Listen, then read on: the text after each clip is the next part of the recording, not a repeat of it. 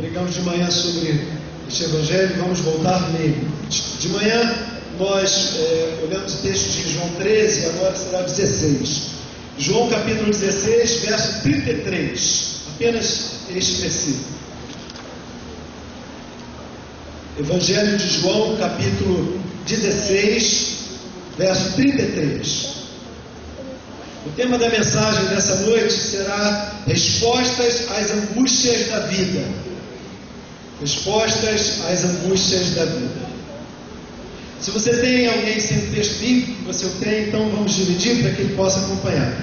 Eu tenho uma tradução aqui que eu sei que é meio diferente de uma parte da igreja, mas eu vou ler depois, queria que você repetisse na sua tradução. É João 16, versículo 33.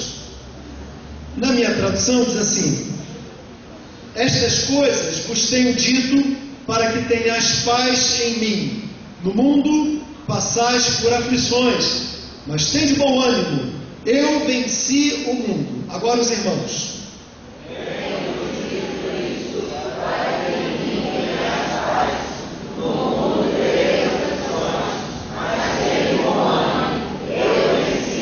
Glória a Deus, que essa palavra seja a palavra de Deus, poderosa no coração de cada um de nós.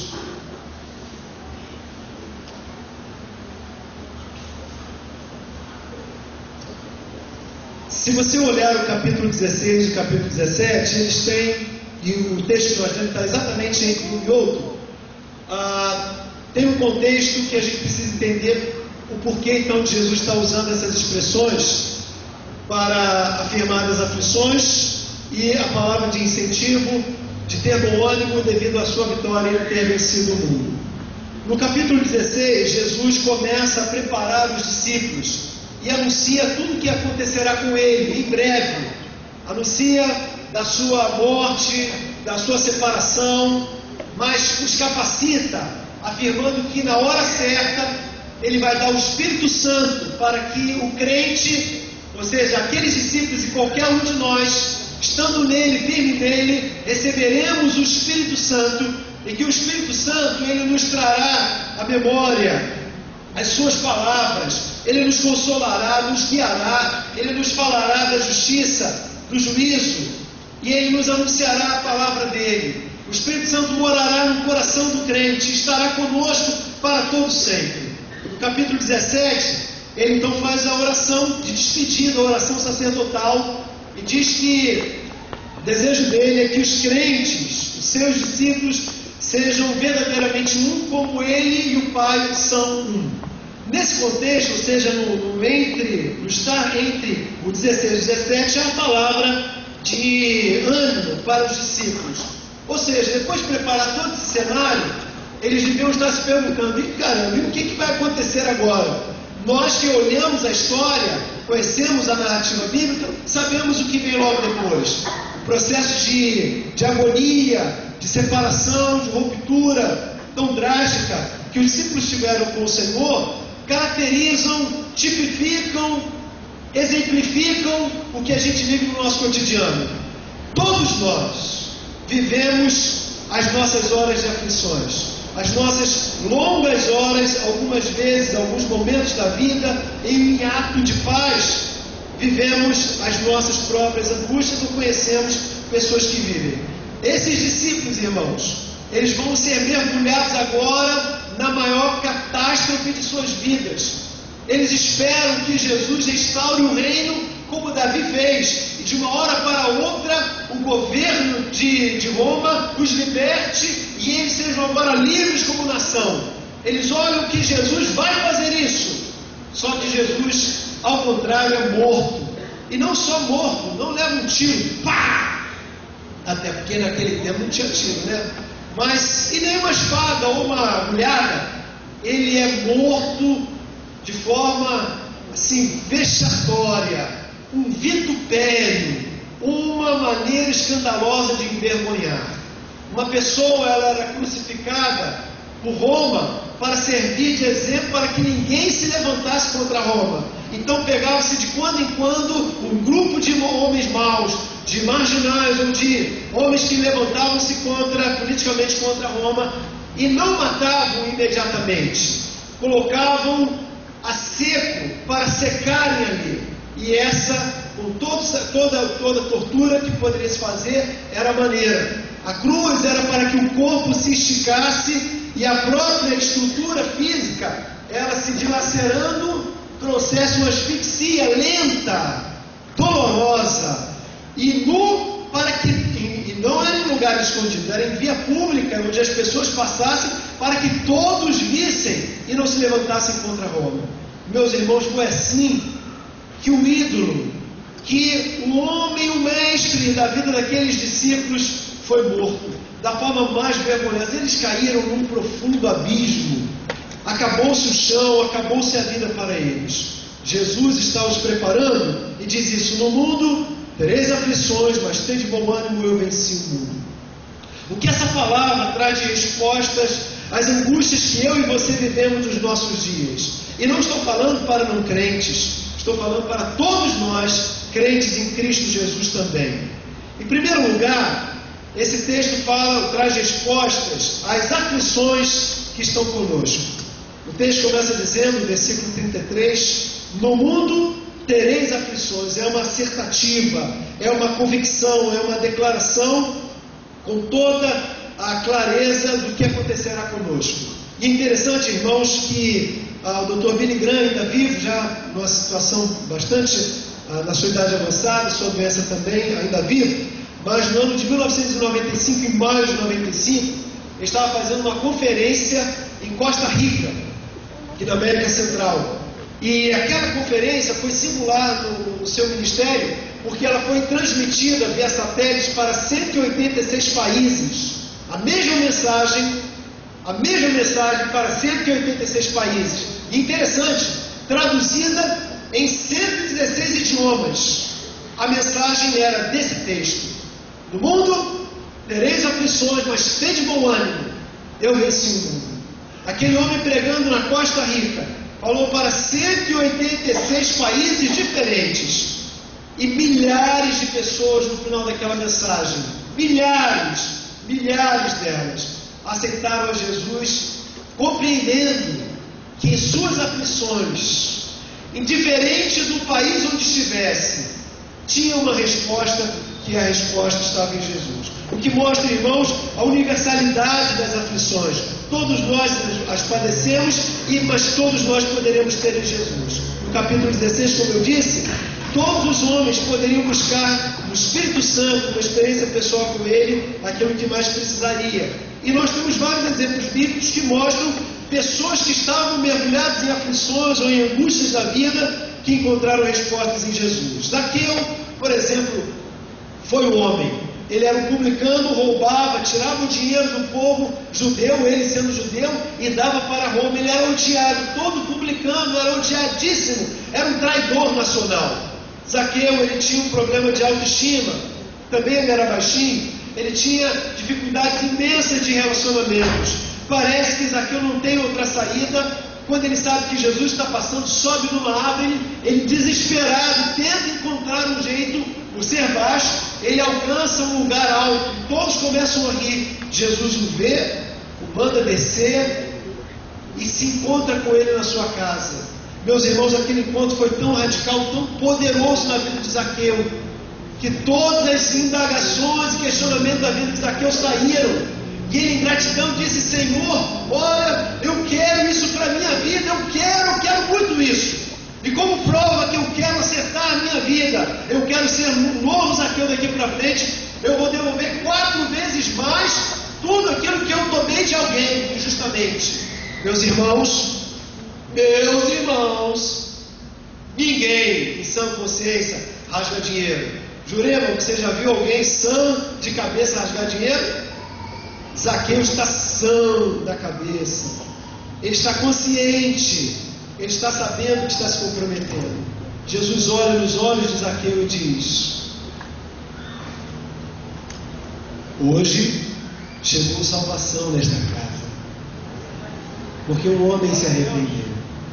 Meus irmãos, as angústias, as interrogações, as mazelas da alma de Zaqueu foram embora, porque ele se encontrou com aquele que disse que no mundo tereis aflições, mas tende bom ânimo, eu venci o mundo. O gadareno, que que era lá de Gadara, ele sai de casa, é expulso, prendem ele na prisão, ele quebra as prisões, ele tortura todos, ele é endemoniado, tem uma legião com ele vive em tormenta até com a natureza que vivia em guerra, sozinho no deserto, se destruindo, se martirizando, se rasgando.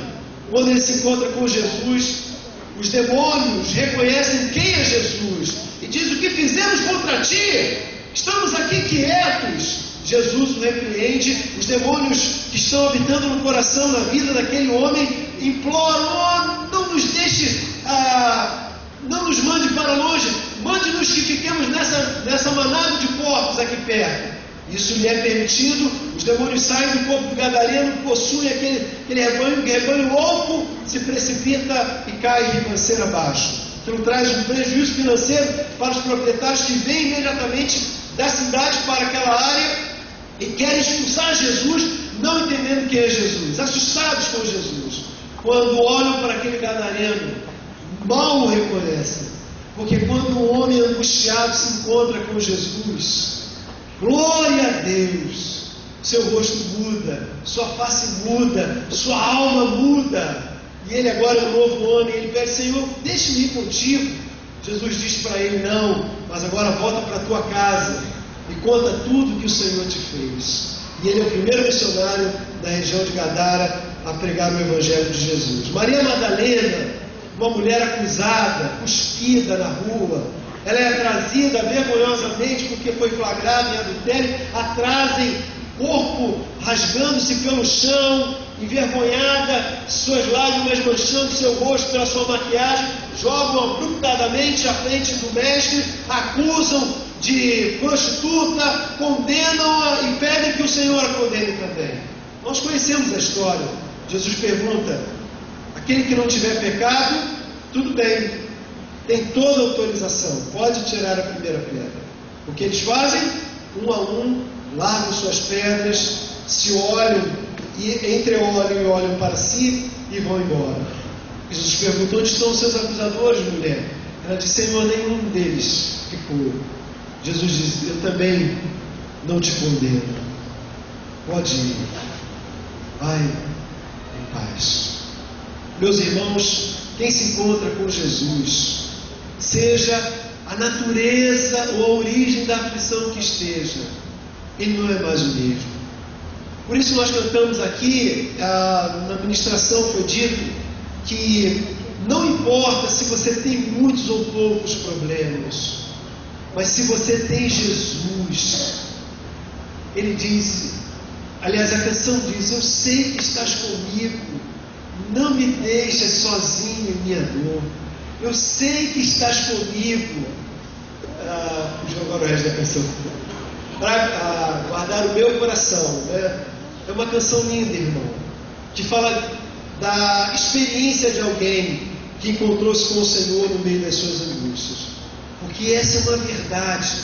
No mundo nós vamos ter aflições. Olha, não haverá jeito de nós pouparmos nossos filhos, nós não conseguiremos poupar os nossos pais, nós não conseguiremos poupar-nos a nós mesmos, nós teremos aflições, faz parte da nossa existência. Como nós podemos entender, irmãos, uma criança de 5 anos que tem leucemia, uma doença que leva muitas outras crianças? Nós não temos como nos poupar. O sangue do Cordeiro não nos livra das atribulações também, mas nós ganhamos, porque ele diz que ainda que tenhamos atribulações, ele vai estar conosco. Por isso, querido, se você entrou aqui angustiado, não ande sozinho, ande com ele, venha com ele, entregue sua vida a ele, envolva sua alma nele, derrame-se nele, porque apesar disso tudo, ainda que tenhamos aflições, ele diz que nós podemos ter bom ânimo, porque ele venceu, nós vamos vencer também. Ivan, aí atrás, querido, tem bom ânimo, irmão, porque ele venceu, você vai vencer também. Bem, José na frente, tenha bom ânimo, irmão, você vai vencer também, nós vamos vencer. Esse texto diz respostas também não só às aflições, mas à falta de esperança, que é alguma coisa que corrói o coração das pessoas. Essa semana, o texto diz: no mundo tereis aflições, mas tem de bom ânimo. Ele diz que tem de bom ânimo porque aquela geração e a nossa também se encontram identificadas com a falta da esperança. Ele estava falando por um grupo de homens que logo perderiam toda a esperança que eles tinham. Tudo estava em Jesus. E quando eles vissem Jesus morrer daquela maneira, eles certamente perderiam a esperança. Ele diz: no mundo tereis aflições, mas tem de bom ânimo, tem de esperança. Essa semana, há 2 semanas atrás, semana retrasada e passada, agora, eu e Rosemary participamos de 2 velórios, de 2 crentes. Uma delas foi minha ovelha, na igreja de Monte Oreb. Num culto como esse eu batizei, eram 37 pessoas sendo batizadas. No momento dela, entrou a mãe, o marido e o filho. Foram os 3 batizados juntos. Foi um culto lindo, culto lindo. Anos depois, ela veio ser, 2 anos depois, veio ser professora aqui em Cosmos, junto com a minha esposa, e trabalhávamos juntas. E essa mulher estava numa festa, num sábado à noite, teve uma dor de cabeça muito forte, e aquela dor de cabeça foi se agravando, levada ao médico, não deputado, agravando, rapidamente, velozmente, na madrugada de domingo, ela teve o óbito. Um choque, 31 anos de idade.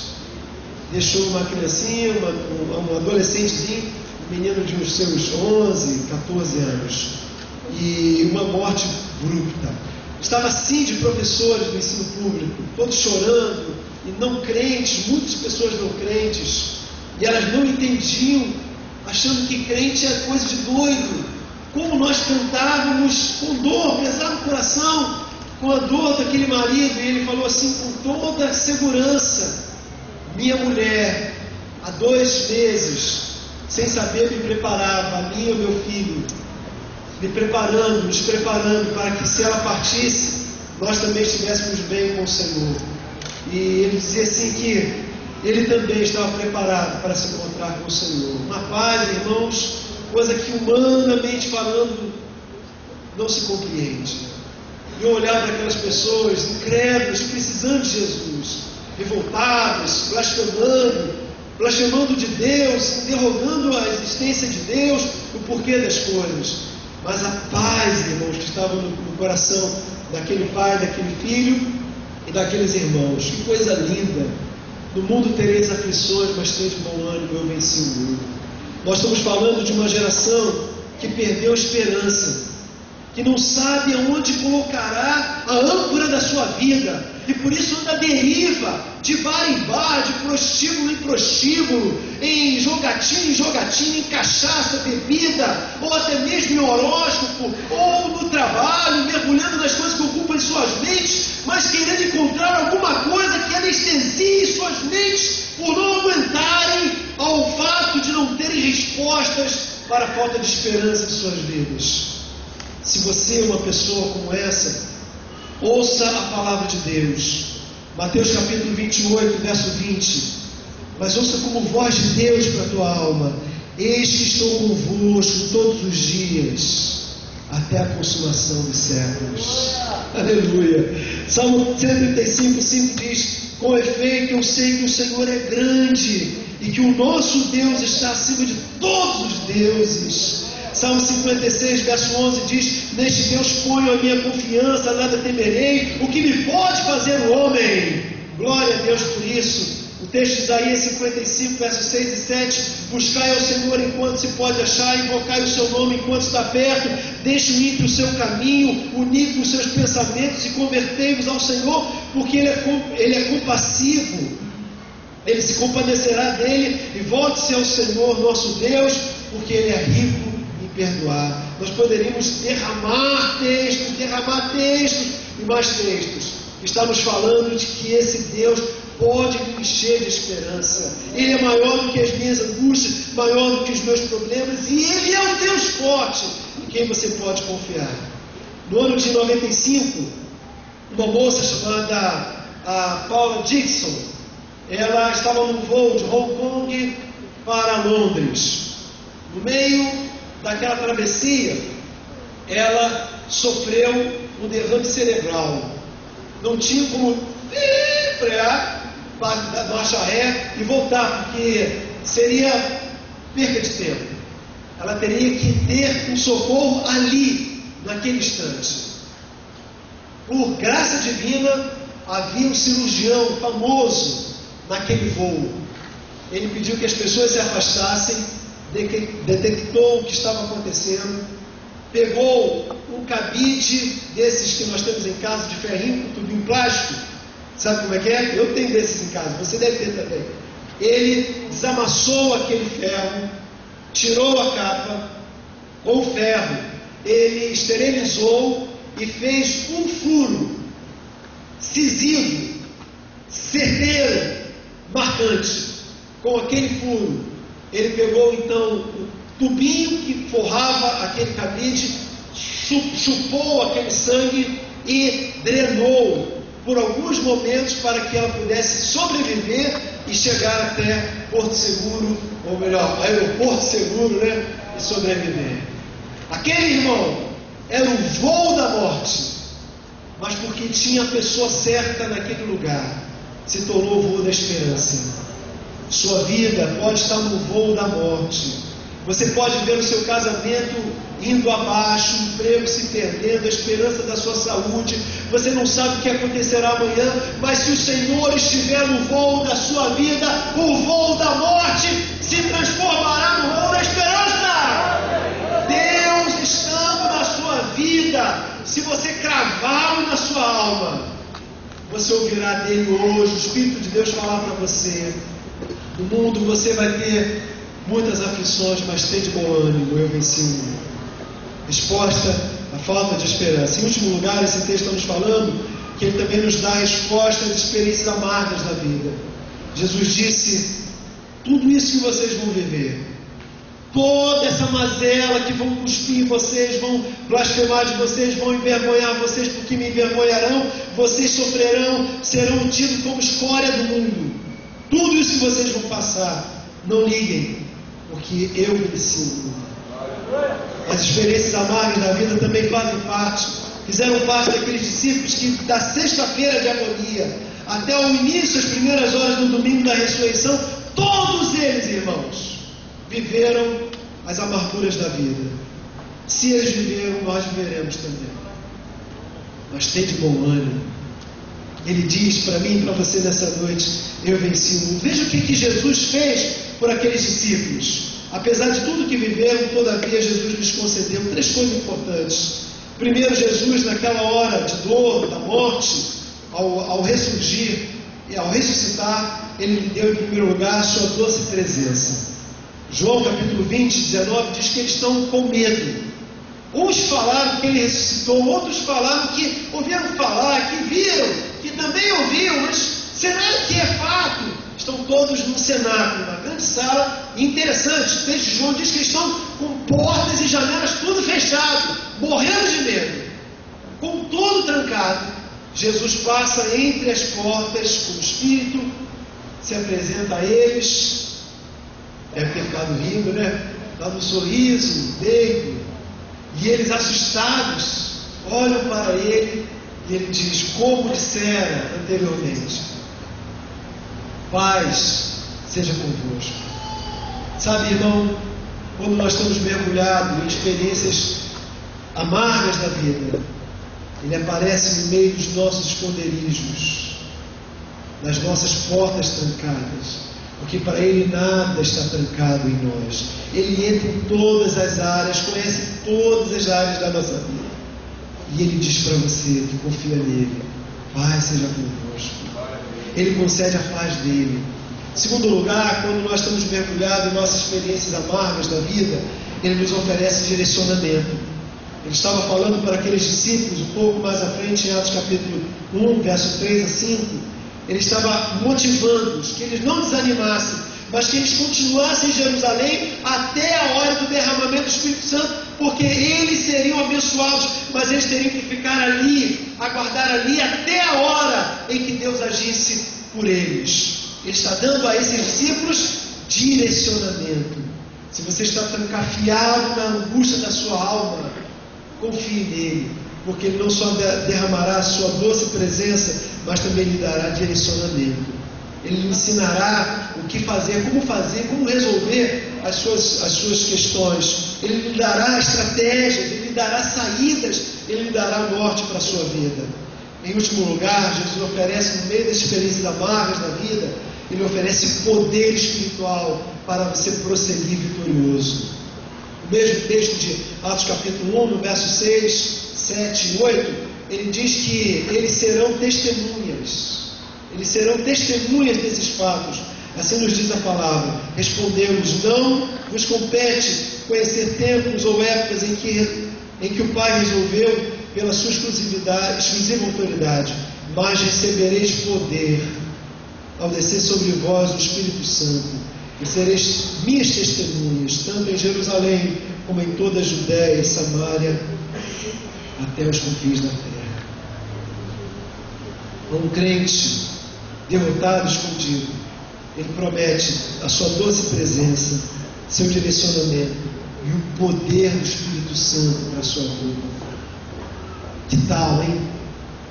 Que tal você ser transformado de um medroso, apavorado e desconfiado para uma pessoa que tem a doce presença, a direção do Espírito Santo e o poder de Deus sobre a sua vida?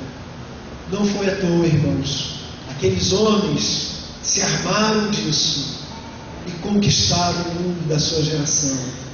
Paulo, irmãos, chegou a dizer que no seu tempo, em todo lugar, este evangelho já é anunciado, porque eles tiveram o poder do Espírito Santo. Você pode olhar para você e perguntar: Senhor, como isso pode acontecer na minha vida? Como essa palavra ela pode se transformar verdadeira, real na minha vida? Tudo será a partir do que você crê e o que você decidir daqui para frente. Quero terminar essa minha palavra com uma experiência muito antiga e quero dividi-la com você nessa noite. O menino estava brincando com outro menino, coisa de menino mesmo. O menino adora brincar com menino. Engraçado que criança adora ficar com criança, né? Estavam lá os dois meninos e queriam saber quem era mais esperto, dava volta, coisa e tal. Tinha um sábio naquele lugar. E um deles combinou assim: olha, eu vou passar a perna no sábio, porque ninguém consegue, ele sabe tudo, mas eu vou conseguir. Você quer ver? Depois que fizeram a sua aposta, vamos lá. Foram os dois à frente do sábio e o sabichão, o menino esperto, estava com as mãos para trás. O sábio cumprimentou e ele disse assim: sábio, você sabe o que tenho nas minhas mãos? O sábio olhou para ele rindo e falou: claro que eu sei, eu sou sábio. Então me diga, o que eu tenho em minhas mãos? O sábio disse: você tem um passarinho. O menino outro começou a rir, quebrou a cara. E o garoto falou assim: calma, espere. Diga lá, sábio, o que vai acontecer com esse passarinho quando eu abrir as mãos? Ele pensou assim: olha, se o sábio falar que ele vai voar, eu ganho ele. Se ele falar que eu abro a mão, eu ganho ele. E ele repetiu: então vamos lá, sábio, o que vai acontecer com esse passarinho quando eu abrir as minhas mãos? O sábio olhou nos olhos dele, bem dentro dos olhos dele, e disse assim: a resposta está nas suas mãos. Em outras palavras, aquele menino é quem decidiria o que ele faria dali para frente. Sabe, querido, você ouviu a palavra de Deus.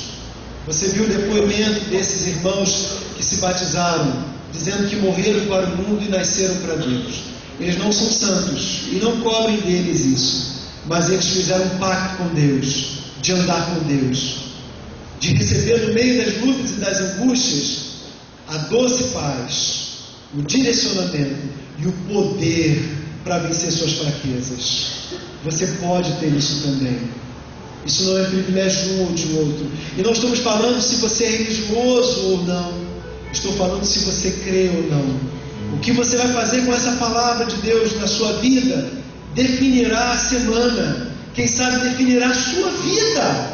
Quem sabe definirá a sua eternidade diante do que você fará diante da palavra de Deus. A Bíblia diz: crê no Senhor Jesus e será salvo tu e tua casa. Deus, Ele quer fazer isso. Ele promete: eu sei que eu todo o tempo estarei contigo. E a canção diz a afirmação: eu sei que tu estás comigo. Não é meramente por ser religioso. Deus é pai, Deus está comigo, Deus não é padrasto. Não. Deus o tem como criatura feita por Ele. Mas para você ser filho dele, você tem que convidá-lo agora. É a tua hora para você acertar-se com Deus. Feche seus olhos comigo, por favor. E se você quer receber Jesus como Senhor de sua vida, diga assim: Senhor, eu estou mergulhado em tribulações também. Essa é a tua palavra, ela é minha história, é o meu momento. E eu também quero para mim. Nessa noite eu recebo Jesus como Senhor de minha vida. Entra na minha vida, Senhor. Faz morada, toma conta. Em gratidão eu vou te dar a minha vida, a direção do meu viver. Eu não vou mais escolher, eu vou deixar que o Senhor me guie. Eu vou deixar que o Senhor mande em mim. Ou seja, que o Senhor seja Senhor e meu Salvador. Seja bem-vindo em minha vida. Eu te recebo com alegria e com esperança, para que o Senhor perdoe os meus pecados. Ó Senhor, lava minha alma. Mora em mim, Senhor. Faz diferença em mim. Eu te aceito nessa noite bendita e gloriosa. Nasce no meu coração, Senhor. Eu te recebo como meu Salvador, em nome de Jesus. Estamos todos com os olhos fechados ainda. Eu pergunto: você fez essa oração? Levante bem alto a sua mão. É sua noite. Glória a Deus. Mais alguém? Glória a Deus lá atrás. Essa menina é de verdade, querida? É? Glória a Deus. Levante sua mão. Se você crê no Senhor, se recebe Jesus como seu Senhor, dê tchau a Deus para as suas angústias. Não é que você as não terá, mas você as vencerá em nome de Jesus. Se você quer Jesus, bem alto, levante a sua mão. Bem alto. Deus te abençoe, querido. Deus te abençoe, querido. Glória a Deus. Glória a Deus. Onde está você? Deus que está procurando você corajosamente. Onde está você? Levante a sua mão. Esse é o fim desse convite. Está acabando. É a sua vez. Levante a sua mão. Se você quer recebê-lo também, bem alto, levante a sua mão. Glória a Deus. Glória a Deus. Eu vou convidar para vocês virem aqui à frente. Eu quero orar por vocês, tá bom? Essa menina está com essa presilha bonitinha na cabeça. Aquela senhora lá atrás, se você recebe Jesus, vem aqui à frente. Essa moça aqui também. Vem aqui, querida. Eu quero orar pela sua vida. Vem. Se você está do lado de uma pessoa, você é crente, do lado de um amigo, de um visitante, pergunte se ele quer. De repente ele quer vir, mas está com vergonha. Vem aqui. Vem com essa pessoa. Acompanhe ela. Se ela quer receber Jesus, venha com ela. Venha corajosamente. Isso. Vem aqui à frente. Obrigado. Isso. Vem aqui à frente. Vem, querido. Ótimo. Isso. Glória a Deus. Glória a Deus. Aí. Quem vai ajudar essa menina? Obrigado, Ana. Vem também, menina. Glória a Deus. Vem também, irmã. Vem acompanhar a sua filha. Venha. Glória a Deus. Meus irmãos. Uhul! Você sabe o que está acontecendo no céu agora, irmãos? Uma big festa de arromba! Yeah! Deus está feliz, o céu está radiante. Porque quando um homem se encontra com o Senhor, a alegria dos céus, e nós temos que várias alegrias, né? Olhem para mim, olhem para mim. Vocês vão encontrar lutas, mas olhem sempre para o Senhor Jesus. Foi Ele que falou para vocês: eu vou estar com vocês. É compromisso dele todos os dias. Amém? Talvez você ainda queira vir. Vem, nós vamos cantar a canção. Vamos terminar esse culto com essa canção. E se você quiser, pode vir. Vamos ficar em pé, irmãos. Vamos cantar. E essa é a nossa celebração final. Nós vamos adorar o Senhor. Enche a tua alma de adoração, irmão. Cante com fé, agradecendo a Deus porque Ele está conosco. Glória a Deus. Se puder dar a mão que está perto de você. Se você quer, cante com alma, cante com alegria. Vamos adorar a Jesus.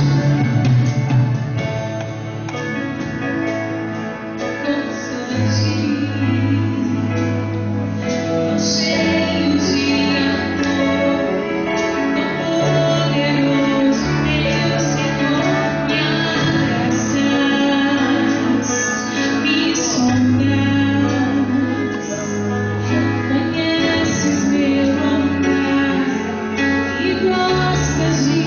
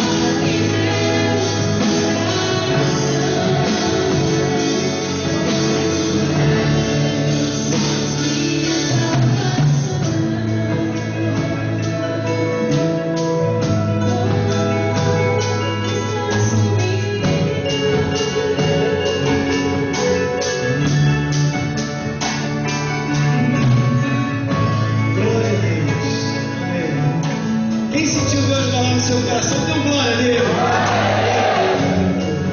Meus irmãos, nós vamos orar para nos despedir da casa do Senhor. Mas eu queria dar algumas informações bem rapidinho, tá bom?